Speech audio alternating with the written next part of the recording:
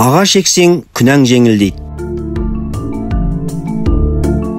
Ертеде бір Қандықол қарақшы тәубе еткісі келеді. Ол Шайқы Бұрқы әулиеге келіп, мен 40 жыл бойы қан төктім. Зұлымдықтан басқа іс жасамадым. Енді тәубеме келдім.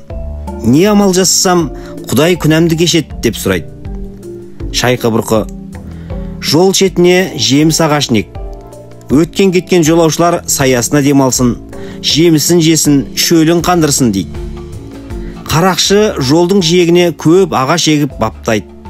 Арада бірнеше жыл өткенде ағашы жайқалып бақшаға айналыпты. Жолаушы демалып, керуен ат шалдыратын шұрайлы жерге айналады. Бір күні Шайқы Бұрқы жолаушылап келе жатып, қарақшының бақшасына кезігеді. Бұл кімнің бағы деп сұрайды. Бақтың иесі жоқ. Жергілікті жұрт қарақшының бағы деп атайды. Қарақшының өзі 10 жыл бұрын дүниеден озыпты дейді. Шайқы әулие бақтың жемісін жеп, сол жерде түнейді. Түсінде баяғы қарақшыны көреді. Ол жұмақтың бақшасында отыр екен. Төбесінен нұр тамшылап тұрады. Шайқы: ей Алла, бұл не хикаят, не хикмет? Қарақшының төбесінен нұр не үшін тамшылап тұр деп сұрайды. Мұның еккен ағашының саясына сан адам келіп демалады, жемісін жейді. Соның сауабы өзіне ахиретте өшпес азыққа айналды дейді. Шайқы Бұрқы ұйқыдан көңілді ояныпты. Содан бастап ел арасында ағаш ексең күнәң жеңіл дейді деп насихат айтыпты. Ағаш ексе адамның күнәсі жеңілдейтіні жөнінде тағы бір аңыз бар. Ертеде бір жігіт түс көреді.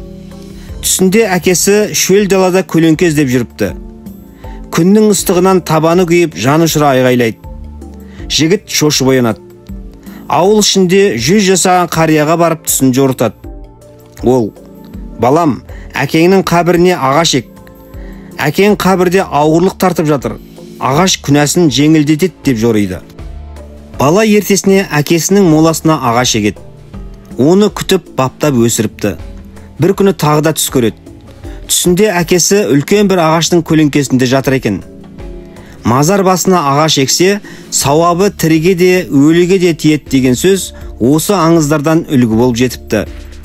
Діни аңыздарда мазарға ағаш отырғызу Кемел деген әулиеден қалған деседі.